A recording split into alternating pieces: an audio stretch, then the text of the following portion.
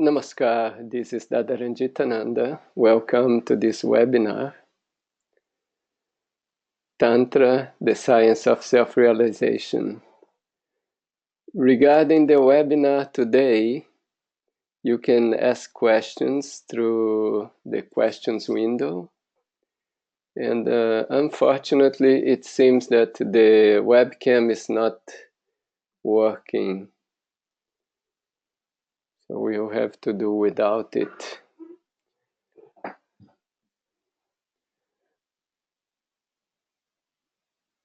Okay, so let's go ahead. Just a short review. We are talking about Tantra. So how everything starts with initiation. That's like the beginning. So the initiation can be a Vedic initiation. That's the first phase. That's when human beings start thinking that I'm not only satisfied with the external material world. I want something deeper. And one starts searching within and also externally. What is that? What can satisfy me? And one comes to this idea that there is a greater entity, there is some force out there, something out there that can guide me. And then comes this idea that I really need guidance. And with that idea that the supreme entity, which is great, can guide me to find out what is life all about, what is what am I really, how to realize myself and how to realize the truth of existence. So when that stage gets deeper and deeper, that's when tantric initiation happens, or the guru makes himself available to the sadhaka or to the meditator, and that comes the point of learning the practical process, how to move, and that's the diksha. As a reminder, diksha has these two parts, di and ksha. So di part is light, some light in our life, which direction we will move. And the ksha part is, it accelerates the samskaras. So in our spiritual life, if we are doing sadhana very deeply and sincerely, things seem to be accelerated. It means samskaras will come and will go very quickly. And the important thing is to keep the sadhana. We have to keep on doing sadhana because that keeps us going. I remember a story that I heard from Dada Pranakrishnananda. And the story was like this, that he was on a boat in the Philippines and they were crossing from one island to another. And the ocean was very calm. And so he was talking to the captain and he asked the captain, is it always like this, so calm? And the captain said, no, sometimes there are storms and the waves are much bigger than the boat. Then Dada asked him, so in those situations, how do you do? He said, we have to keep the engine going strongly, and then we can go through all the waves and there will be no problem. So this engine that we have to keep always going is our sadhana. If the engine stops, then we can get lost in this ocean. But if we keep the sadhana strongly, then we'll move through all these difficulties and obstacles. And as I mentioned in previous classes, the obstacles are our friends. It's obstacles that make us strong, that makes us develop. Without obstacles, there will be no development. Okay, so having attained the Tantric Diksha, we have found the teacher, how to learn it. And then we started the process of Tantra, expansion. Our existence expands. And in this process of expansion, the barriers or the limitations, they just fall. You know, there are some process of, let's say, spiritual practice or meditation that people have some problems, so they work to overcome that problem, and then they have another problem, then they work to overcome that one. But in Tantra, it's a little bit different. In Tantra, it's just, there is this very fast expansion of our mind and existence, and the barriers or those problems, they just fall. So we don't have to concentrate on a certain problem and we have to solve that problem. No, we keep on doing our sadhana. We keep doing the practices, the tantric practices, and all these other difficulties and obstacles, they will just be broken. So that's the way. And we talked about Brahma and Ananda. Ananda means bliss. So that bliss and Brahma coincides. They are the same thing. And that's what human beings are searching for. And Brahma is the composite of this Purusha, consciousness, and Prakriti, the operative principle. And according to the action or the, let's say, capacity of Prakriti to exert influence over the consciousness of Purusha, we have Nirguna Brahma and Saguna Brahma. And finally, we talked about the link between Saguna and Nirguna, or the tangential point, which is the Taraka Brahma. That was, and we also went into the philosophy and the 6 parts of philosophy. One important thing that we talked about and that is important to understand is the process here that from consciousness coming under the bondage of Prakriti or the operative principle, when it comes under the sentient bondage, the mind gets created, and the sentient bondage is the Mahat. Then the second bondage, the mutative bondage, is the Aham. And then it comes under a static bondage of Prakriti. It creates the Chitta. It comes further under the static bondage of Prakriti. Then the 5 fundamental factors get created: ether, air, luminous, liquid, solid. So here what's happening is that from consciousness, mind is being created.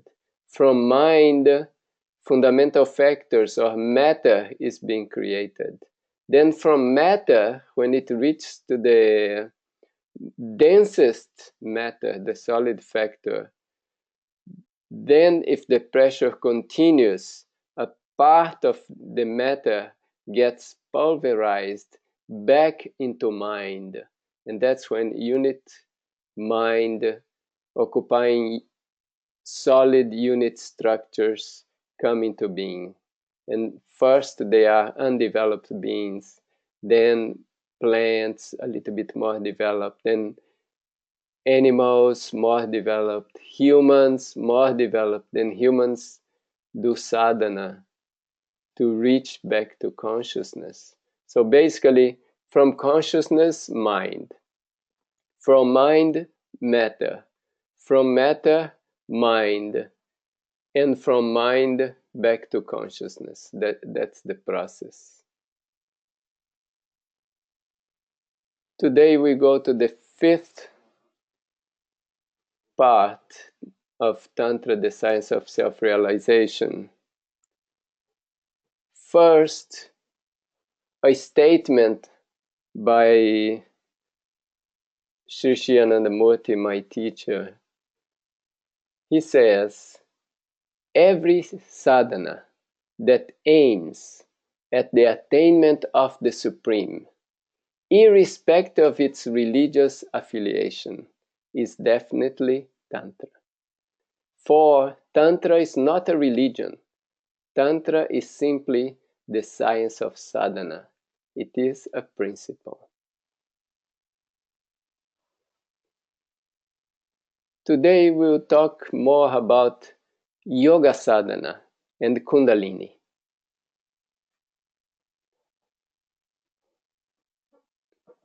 So every practice that aims to realization of the Supreme, that is Tantra.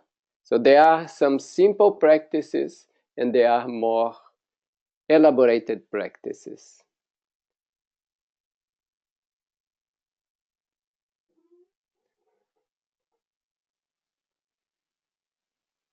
We said that in the practice sanchara, or in the process, the returning process from matter to consciousness, excuse me, from matter to consciousness, one is elevating the kundalini or the awareness from the solid factor, means from the lowest chakra, raising it through each chakra and moving towards the highest chakra at the top of the head. So in this process, there is a decrease in the bondage of Prakriti. So consciousness is liberating itself from the bondage of Prakriti. So here Kundalini is a kind of awareness. It's like our individual or human awareness. So we presented this figure, and in this figure on the right side it represents the process of creation, starting from consciousness to cosmic mind to the five fundamental factors, reaching to the solid. And on the left side, the process of sadhana, where the Kundalini elevates, crossing the various chakras to reach the consciousness, the seat of consciousness, which is in the highest chakra. So that is the movement, the cycle. So in the practice of yoga, sadhakas elevate the Kula Kundalini, which is the Joivi Shakti. This word means the individual, the being, the Shakti of the being, which is the Kula Kundalini, or a coiled serpentine, and merge it into Paramatma. And that happens in the Sahasrara Chakra. So that is the spiritual path, to elevate the Kundalini from the lowest chakra to the highest chakra. And this Tantra it's a vigorous practice. It's a fight. It's a fight externally. So what is the external fight? The external fight, one has to exert control over his or her conduct and expression. So now we are living in the world. We are living in a society.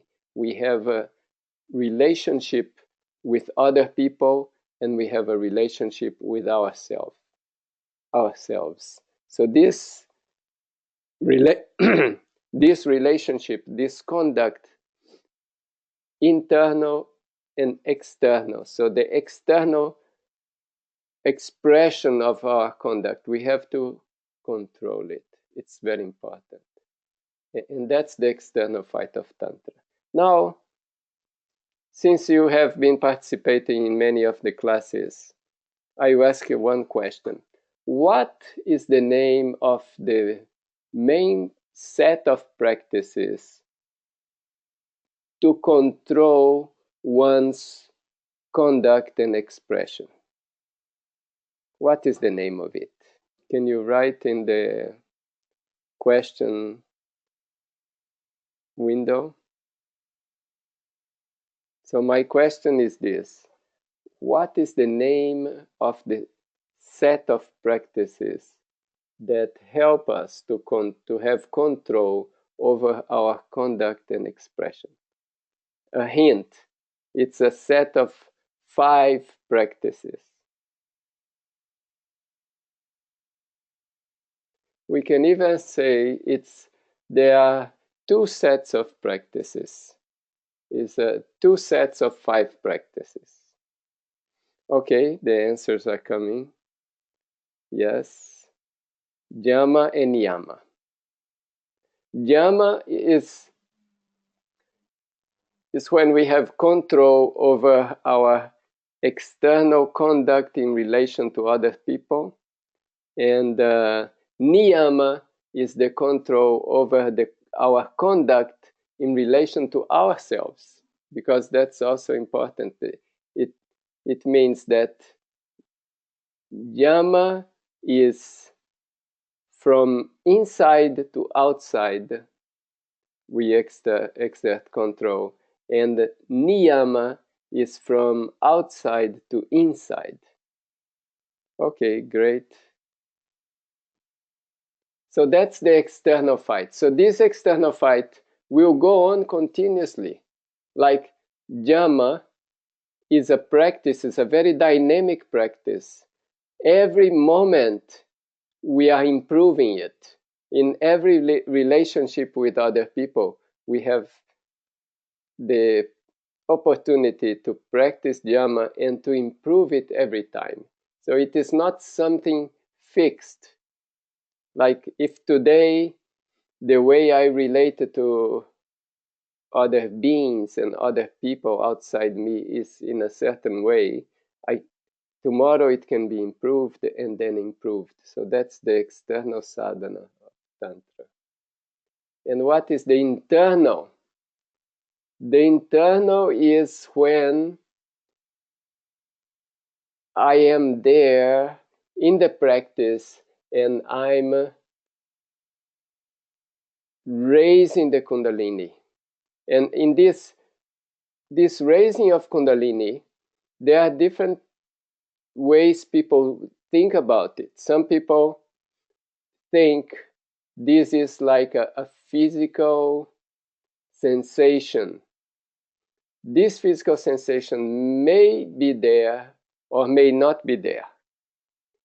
But it is a mental thing. It's like changing the awareness.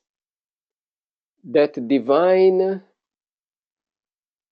consciousness basically is residing in us, but it's sleeping in the Muladhara chakra, means in the lowest chakra. Now the idea is raising this consciousness is increasing the feeling that we have for this divinity.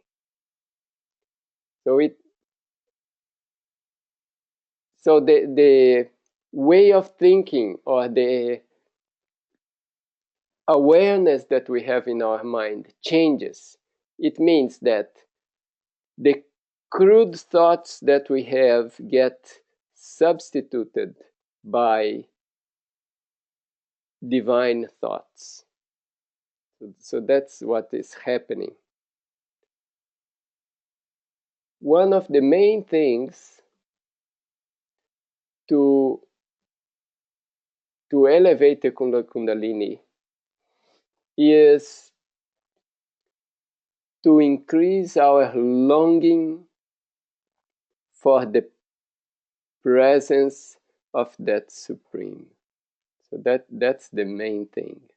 So the more longing, it creates the attraction that Kundalini will rise. So the idea here is that the rising of the Kundalini is not done by just like physical force or technique. It depends on this development of this intense longing. And that is what is called Bhakti, or devotion.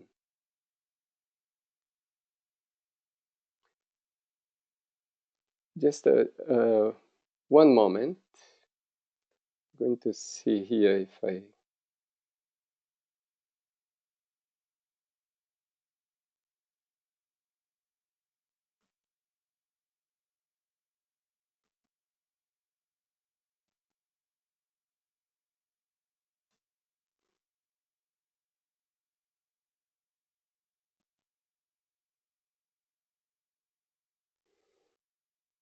Okay. So this devotion is needed to raise the Kundalini. Now the question comes, how to develop devotion? So people think, Bhakti. Okay, I practice Bhakti Yoga, and Bhakti Yoga will develop devotion. Now, let's see here how we put it.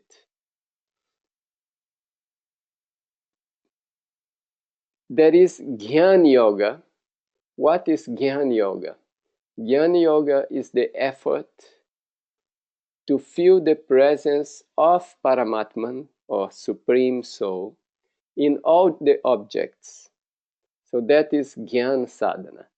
It means to develop the knowledge that the Supreme is in everything. So the practice that develops that knowledge is Jnana Yoga. And there is a second type of practice, which is Karma Yoga. And Karma Yoga is when we do work more for others and less for oneself.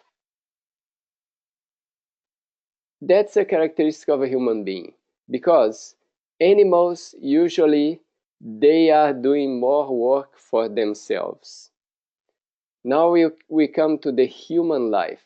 So in human life, we have this service inclination, or this idea of doing service, of helping others. So the more we do that,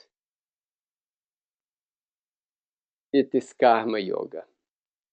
So there is knowledge, Jnana Yoga; action, Karma Yoga.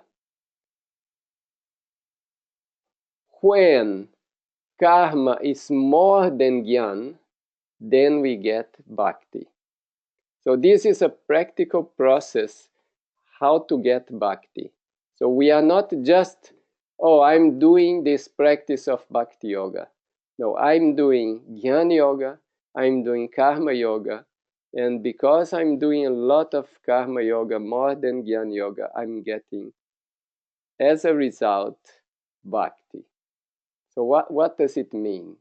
That if one is practicing spiritual meditation or other practice, but becomes very selfish, very closed within oneself and not doing much for the world, for the society, for others, that person will not really develop devotion.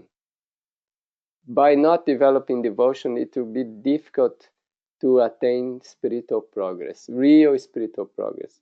May become very knowledgeable, may be able to recite the philosophy and the poetry and the shlokas and Sanskrit and this and that, but it will not be a genuine spiritual awareness, because the spiritual awareness is devotion, is bhakti. So there must be this balance between our existence in the world and our sadhana inside. These two have to go side to side. We cannot ignore the society and just do spiritual practice. Oh, I'm doing my spiritual practice for God, for realization, and not caring for the society. It will not really work. We have to develop this, we can say, neo-humanistic outlook to benefit all beings, to do something good for others. And then our sadhana will become fruitful and we will get the devotion.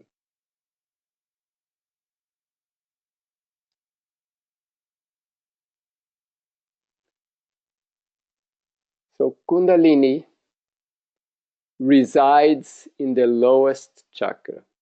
Now it has to be awakened through sadhana. And this sadhana is giving the devotion. Now when the feeling comes that this Supreme Being is not a theoretical thing, it's not an abstract thing. This Supreme Being and me, we are here in this same world. When this feeling comes in sadhana, that is raising the Kundalini, it's making the Kundalini rise. It awakens the Kundalini. So what is the power of the mantra? Mantra, tantric mantra, has the power to awaken the Kundalini. So the mantra is giving the awareness that me and Supreme Being, we are both here in this same world.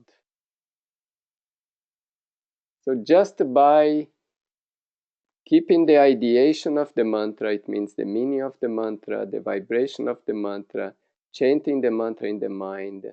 If we can conceptualize the meaning of the mantra, then immediately Kundalini will get awakened.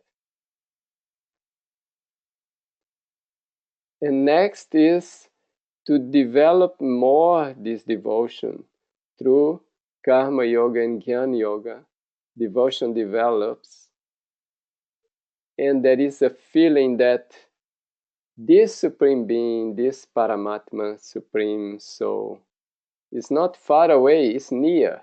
Not only it's here in this world with me, but it is close to me. Means I'm not feeling so far from it anymore. It is not anymore something theoretical, something in the books or something in the discourses. I feel it is near.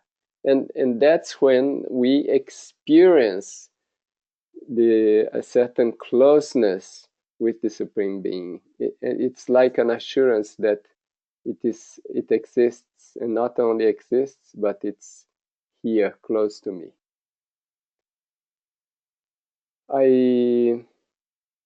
I will relate one experience I had. That was when I started practicing meditation. I was still in the beginning, and at that time I had decided that I'm going to become a monk. So I'm going to dedicate my life to this. And I used to like very much that a sentence from my teacher. He says that you are never alone or helpless. The force that guides the stars guides you too. And I used to read also that you are never alone on this path because the Guru is always with you. The Guru is very close. It's guiding us all the time. Now, one day, I was visiting one lady. This lady was a friend of my family in Brazil, because my family, particularly my mother, she set up a series of meetings with me and some friends of hers, and they were supposed to convince me that I shouldn't become a monk. I should just continue my life. No. So I went to see this lady, and this lady had some psychic capacities. So when I arrived at her home and I sat down, she kind of looked at me and asked, "Who is this old man with glasses that is with you?" And I was really surprised. And because my guru, that she described exactly how he is. So she could see him, but I could not. So that was something interesting. But at the same time, I felt very much reassured that the Guru is with us more than we think. And it's just that we don't perceive it. But if we develop the capacity to perceive it, we'll feel it more and more. So then this devotion gets developed through our action and through our knowledge. It means we are acting in the world, we are doing something for other people, for other beings, and at the same time we are seeing this expression of this supreme entity in everything and in everywhere. Now, if this devotion increases more, then we feel even closer. Means before it's close, now it can be so close that it's just like touching. And if it develops even more, it's not only touching, but it's like me and this Supreme Being, we are just like one. We are not anymore two different things. So it's like you go within yourself, and what do you find? You find this supreme entity within you. So that's the thing of meditation, because you can go outwards further and further, further and further. If you can go to the infinite, then you find this supreme entity. And you can go inwards, and if you go inner, inner, inner, more inside, you feel closer, closer, closer, then you feel that you and this Supreme Being, you're just like one. And when the feeling of I is also goes, is finished, is lost, then that's the final stage. So there is only thing that remains is supreme entity, supreme consciousness. That's the final stage, is when the Kundalini reaches to the highest chakra.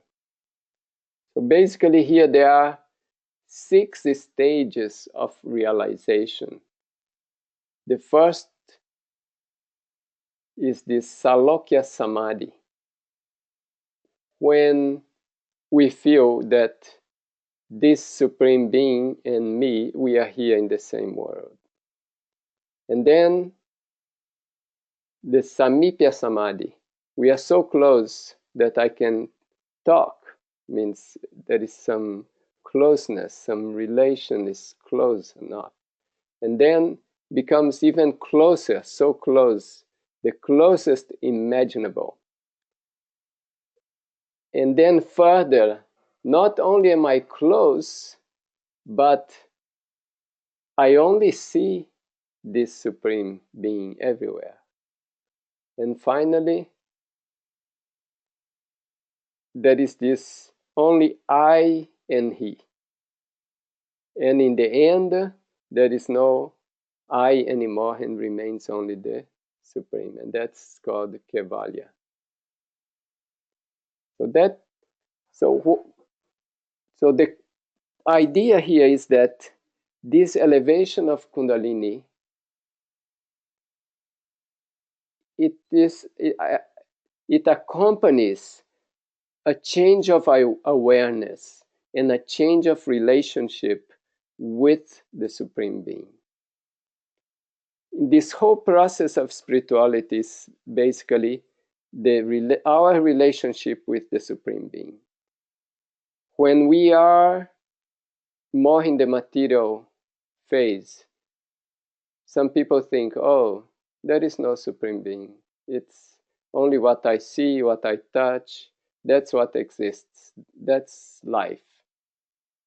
Then there is a change of idea that no, there is something, there is some force, there is some energy, there is some consciousness. And then there is the beginning of the search. I want to find out. How can I find out? And that moment is that Vedic initiation or that religious initiation. And when that desire grows, then comes the Tantric initiation, comes the connection with the Guru. And who is the Guru? The Guru is Brahma. We saw there is Nirguna Brahma, there is Saguna Brahma. Nirguna cannot be the Guru because he's disconnected of everything. There is no expression there. Saguna cannot be because he's busy doing the whole creation. So there is a third expression, is Taraka Brahma. So this Taraka Brahma is actually the Guru. Now Taraka Brahma will teach by different means. So from time to time, it will utilize a human structure to be able to connect more, better, closer to human beings. So that time, Taraka Brahma can teach people directly.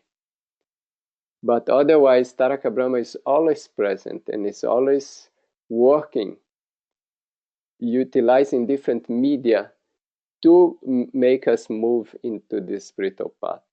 So as we develop this closer relation with this Taraka Brahma, then the Kundalini is elevating. This awareness is changing. The awareness that me and this Supreme Being, we are here. We are close. We are even closer. And that I and He. So that's a point of sadhana. And then I am that. I am He. And then remains only He. So it's kind of a change of our awareness. And that is resulting in spiritual elevation. Good. You can...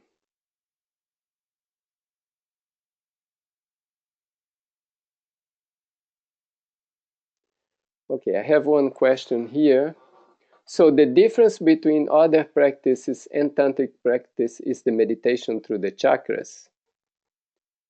That's not the only difference. First, any spiritual practice can come in the scope of Tantra. Okay, so let's say any practice that is a real spiritual practice comes within the scope of Tantra. So there are many levels of Tantra. Okay, now the path is that the Kundalini will go from the lower chakra to the higher chakra. Now, how to bring the Kundalini from the lower chakra to the higher chakra? It needs a change of awareness. So how the change of awareness can happen? One is the different chakras control different mental propensities or different mental tendencies. Let's say a certain chakra will control certain propensities like fear or hatred.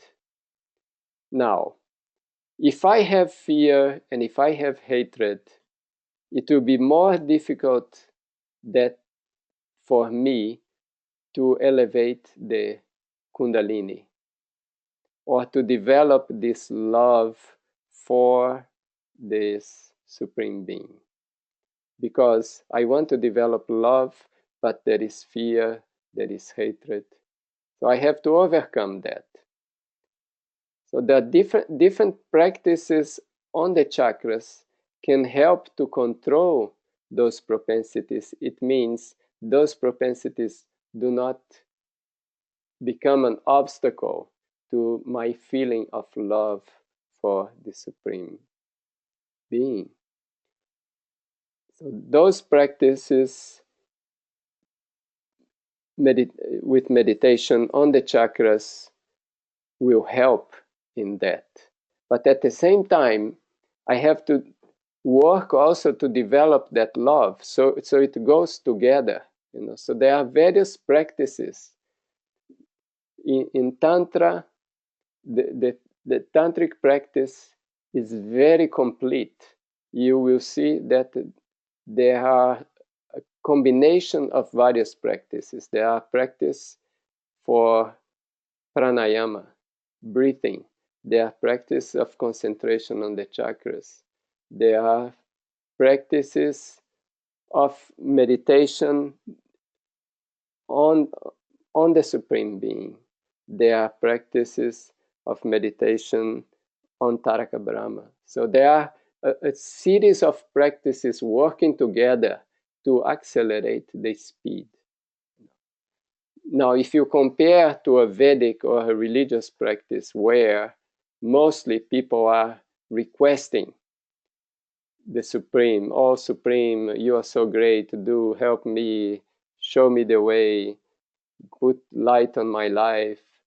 So those are practices more related to the Vedic or to the religious way. Now, when you come into the Tantric, now you are doing practices to remove all these obstacles and also to increase this love for the Supreme Being.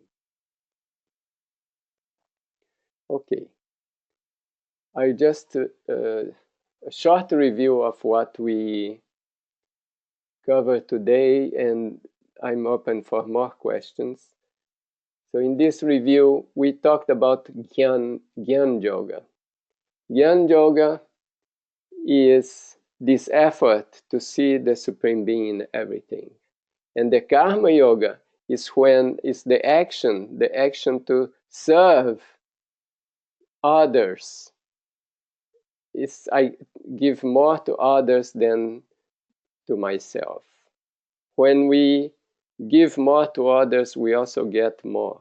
I have one story I like.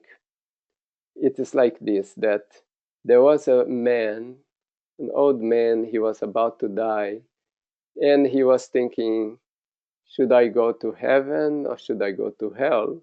I would like to see the difference so I can choose.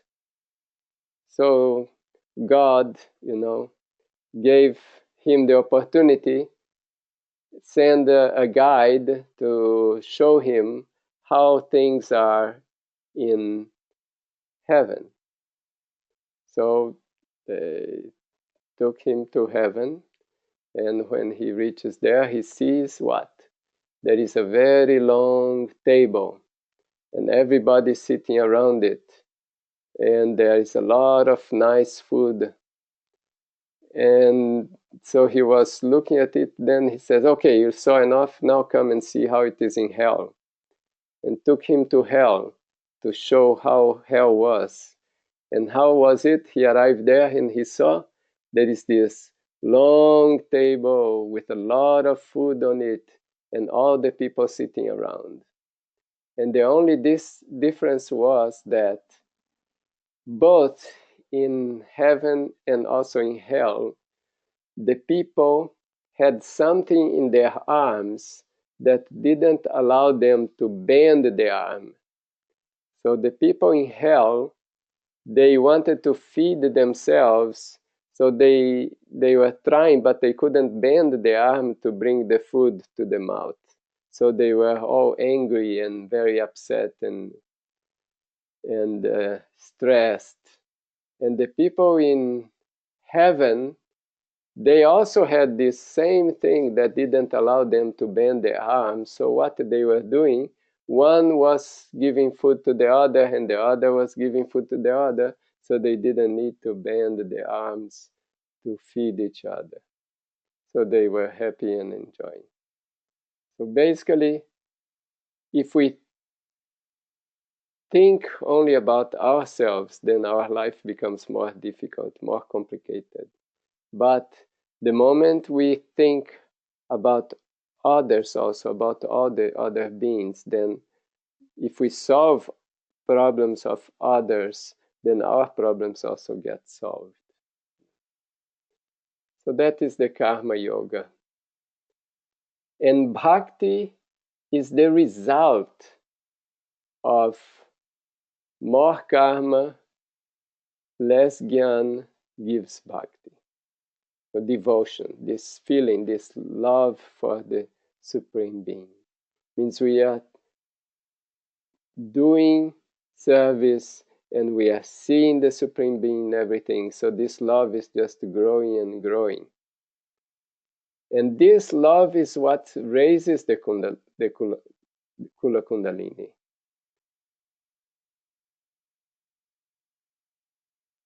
And that elevation or rising of the Kula Kundalini through the various chakras, that is a change of consciousness or a change of awareness.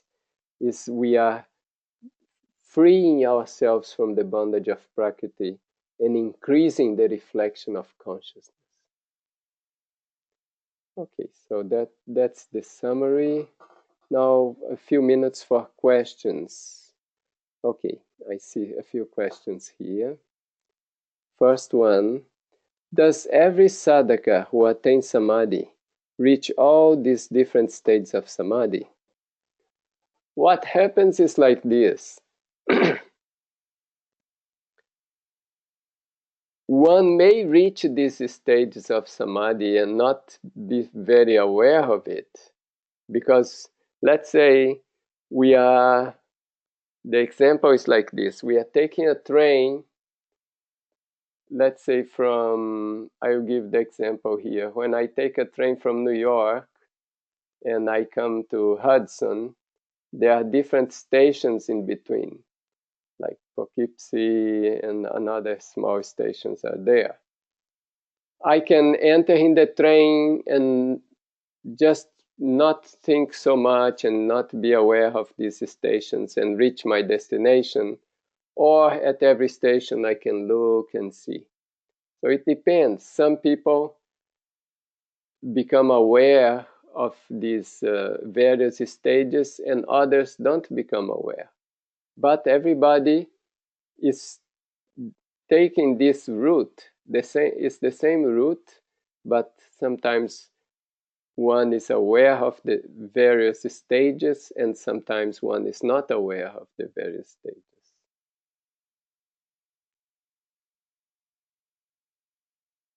Now there is another question here. When I find myself in one very difficult moment, it's hard to think of God and what to do.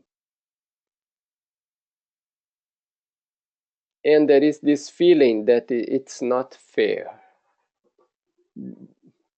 The thing is like this, that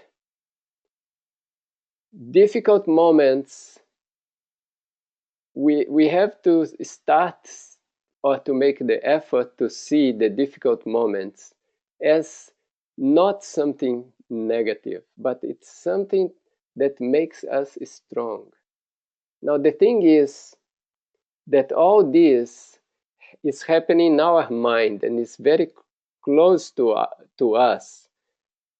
Sometimes we feel overwhelmed and we lose our base.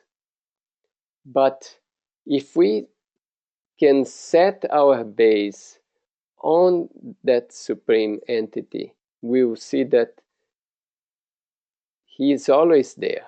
So that is it's like, for example, a child.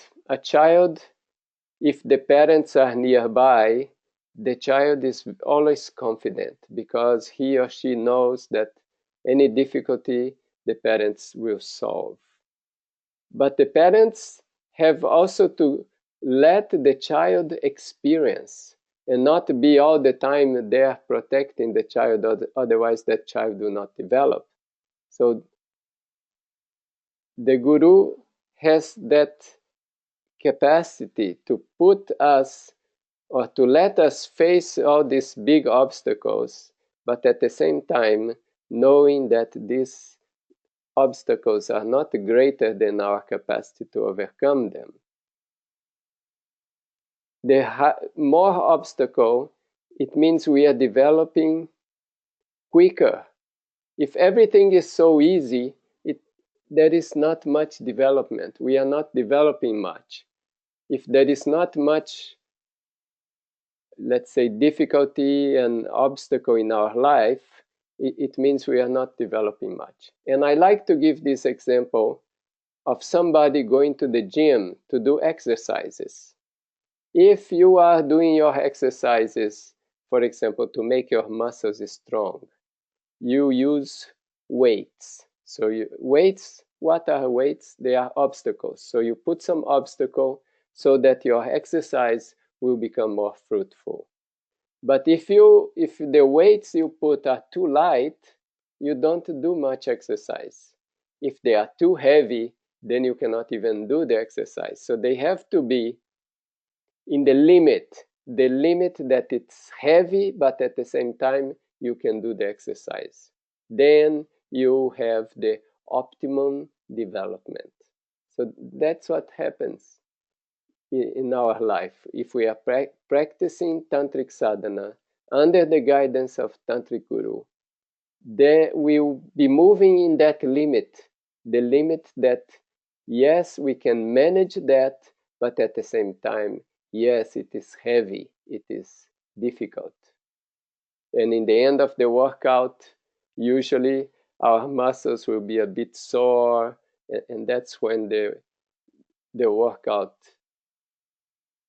was effective. If I have a muscle, let's say, gets pulled or some problem, then it means it was too much. But if it's a little bit sore, but it's still okay, and that's helping me to get into shape, that's the ideal. So now we bring that to our spiritual path. If everything is very easy, our life, everything is so easy, oh, so nice, like this, it means there is not much development is happening. But when we are in that limit, that's when development is really happening. And keep in mind that human life has a limited time. Maybe we are going to be here for a certain number of years, maybe 100 years. So in this 100 years, that's the time we have. And we are moving towards the infinite. Therefore, the quicker we move, the better. Okay. I don't see any more questions here. So I'm going to end now the webinar, and we'll have some more coming next week.